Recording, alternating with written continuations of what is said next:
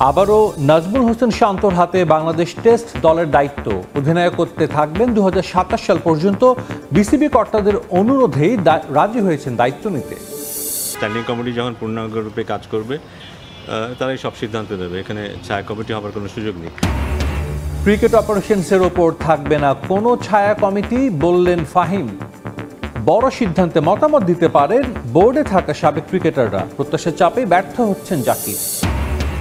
বয়সভিত্তিক পর্যায়ে গুরুত্ব দিলেই তৈরি হবে দেশের ক্রিকেটের শক্তিশালী কাঠামো, মন্তব্য বিসিবি পরিচালক আসিফ আকবরের। জানুয়ারিতে শুরু করতে চান চট্টগ্রাম লিগ।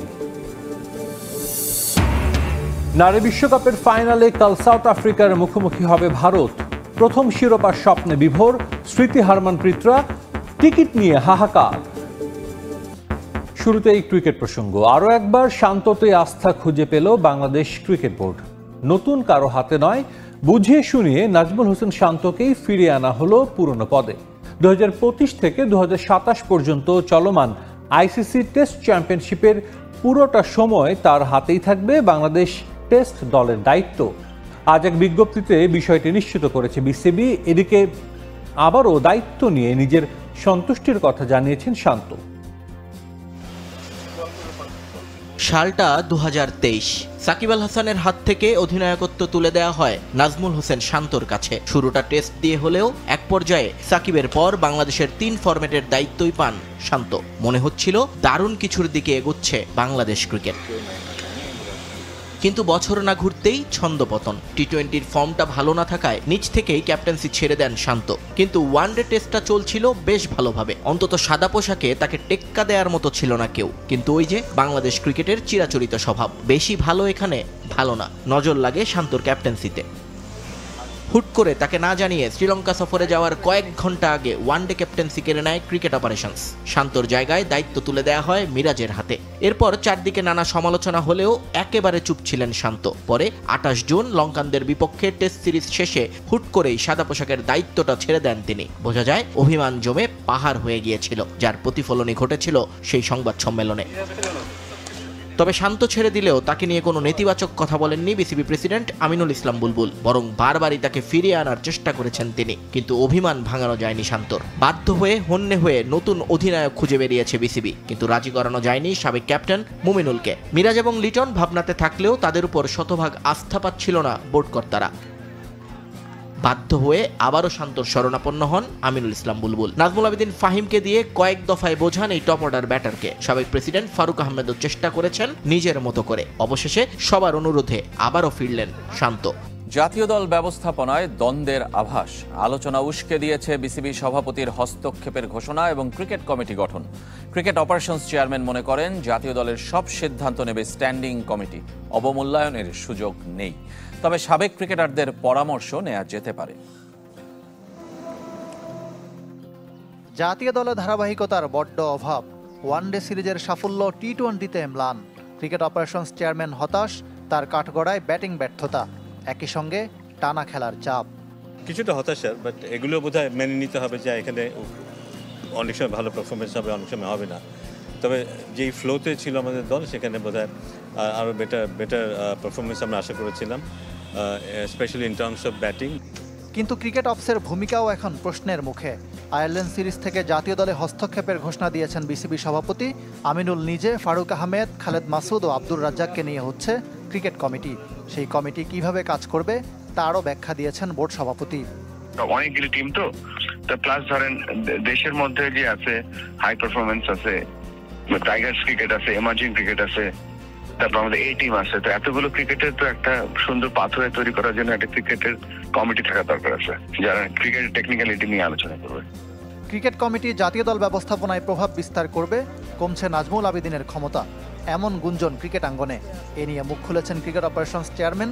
তার মতে জাতীয় দল নিয়ে স্ট্যান্ডিং কমিটির বাইরে অন্য কোনো কমিটির সিদ্ধান্ত নেওয়ার সুযোগ নেই। স্ট্যান্ডিং কমিটি যখন পূর্ণাঙ্গ রূপে কাজ করবে তারাই সব সিদ্ধান্ত নেবে, এখানে ছায়া কমিটি হবার কোনো সুযোগ নেই। বাট যেটা হয় যে বাংলাদেশ ক্রিকেট বোর্ডে এখানে অনেক এক্স ক্রিকেটার আছে, অনেক বল না, কিছু সংখ্যক এক্স ক্রিকেটার আছে যাদের যথেষ্ট অভিজ্ঞতা আছে। আমি যদি একটা বিদেশি কোচ নিতে চাই, হেড কোচ নিতে চাই, একটা স্পেশাল কমিটি করে সেটা করা যেতে পারে। আমরা যদি একজন ক্যাপ্টেন নির্বাচন করতে চাই, সেটা স্পেশাল একটা কমিটি করে সেটা করা যেতে পারে। এসব হতেই পারে। তার কাল নারী বিশ্বকাপের ফাইনাল। প্রথমবার শিরোপা জয়ের হাতছানি ভারত এবং দক্ষিণ আফ্রিকার। ফাইনালের আগে দুদেশের আধিপত্য দেখিয়েছে শেষ চারের লড়াই। প্রথমবার অস্ট্রেলিয়া কিংবা ইংল্যান্ডকে ছাড়াই হচ্ছে ওয়ানডে বিশ্বকাপের ফাইনাল। হতে পারে হাই স্কোরিং ম্যাচ। ডিওয়াই পাতিল স্টেডিয়ামে খেলা শুরু হবে দুপুর 3:30টায়। নেই অস্ট্রেলিয়া, নেই ইংল্যান্ড। প্রথমবার এই দুই দেশকে ছাড়া নারী বিশ্বকাপ ফাইনাল। 13তম আসর, নতুন চ্যাম্পিয়ন পেতে যাচ্ছে বিশ্ব। আগে দুবার ফাইনাল খেললেও শিরোপা ছোঁয়া হয়নি ভারতের, যেখানে দক্ষিণ আফ্রিকা প্রথমবার উতরেছে সেমির বাধা। ঘরের মাটিতে সমর্থকদের শিরোপা উল্লাসের স্বাদ দিতে চান অধিনায়ক হারমানপ্রীত কৌর। अच्छा लग रहा है कि 2 डिफरेंट टीम्स आई हैं क्योंकि हमने এটা সত্যি দারুণ মুহূর্ত আমার জন্য, পুরো দেশের জন্য। এবার ভালো লাগছে নতুন দুটি দেশ ফাইনাল খেলছে। দক্ষিণ আফ্রিকা ব্যালেন্স দল, তবে আমরাও এই ম্যাচ নিয়ে পজিটিভ। और हमारा फाइनल में पहुंचना है। গ্রুপ পর্বে ভারতের 3 হারের একটি দক্ষিণ আফ্রিকার বিপক্ষে। তবে এর আগের 4 দেখায় শতভাগ জয় হারমানপ্রীত জেমিমাদের। ব্যাট হাতে আসরের স্মৃতি মান্ধানার 389 রান বলে দিচ্ছে কতটা ধারাবাহিক তিনি। বোলিংয়েও সেরার তালিকায় ভারতের স্পিনার দীপ্তি শর্মা। তবে 470 রান করে সবাইকে ছাড়িয়ে লরা উলভার্ট। তাসবিন ব্রিটস যে কোনো দলের জন্য ভয়ের নাম। আর ওয়ানডে বিশ্বকাপে সর্বোচ্চ উইকেট শিকারী ম্যাডিসন ক্যাপ চ্যালেঞ্জ জানাবে স্মৃতি মান্ধানা রিচাদের। প্রোটিয়াদের শিরোপা জয় বড় বাধা হতে পারে 30,000-এর বেশি স্বাগতিক দর্শক। একই সাথে ডিওয়াই পাতিল স্টেডিয়ামে তাদের নেই আসরে খেলার অভিজ্ঞতা। বিপরীতে এই ভেন্যুতেই টানা 4র্থ ম্যাচ খেলার অপেক্ষায় ভারত। অতীত নিয়ে ভাবতে চাই না। আমার কাছে সব ম্যাচই 0 থেকে শুরু হয়। স্বাগতিক দর্শকদের চাপ অবশ্যই থাকবে, তবে শিরোপা জয়ই হতে পারে তাদের শান্ত করার সেরা উপায়। ম্যাচে বাধা হতে পারে বৃষ্টি, যদিও আছে রিজার্ভ ডে।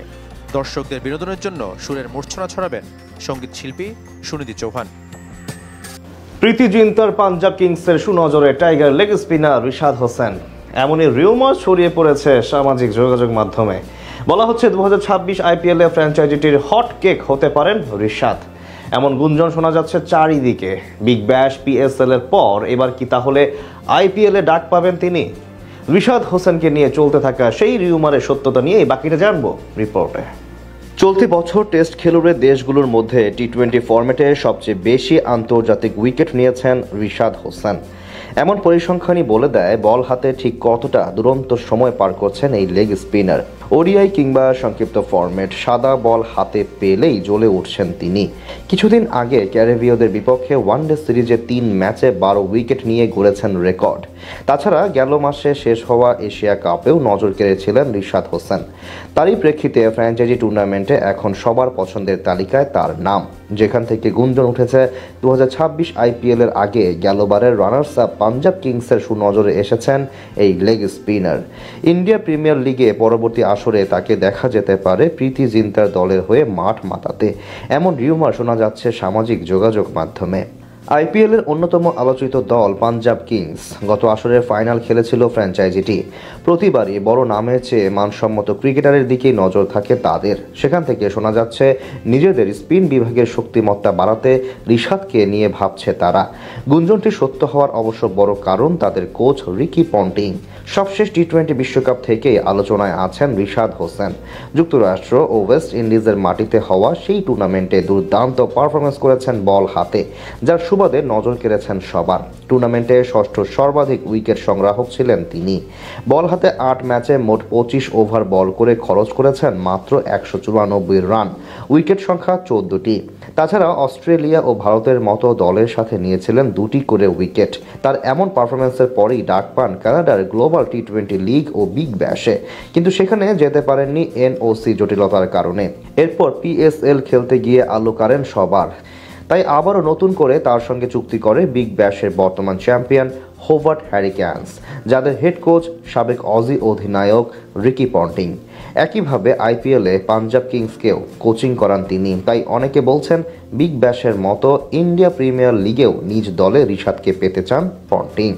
যদিও আনুষ্ঠানিকভাবে এখনও তেমন কোনো তথ্য পাওয়া যায়নি, তবে ভারতের স্পোর্টস ভিত্তিক ওয়েবসাইট ক্রিস ট্রেসি বলছে সাম্প্রতিক সময়ে রিশাদের উন্নতিতে খুশি পাঞ্জাব কিংস, তাই তাকে দলে পাওয়ার চেষ্টা করতে পারে ফ্র্যাঞ্চাইজিটি। সবশেষ পাকিস্তান সুপার লিগে তার ইতিবাচক পারফরমেন্স অবশ্যই এগিয়ে রাখবে তাকে, যেখানে 7 ম্যাচ খেলে মাত্র 17.23 গড়ে 13 উইকেট নিয়েছিলেন তিনি। আর 1 মাস বাকি 2026 আইপিএলের মেগা নিলামের, সেখানেই দেখা যেতে পারে আসল সত্য।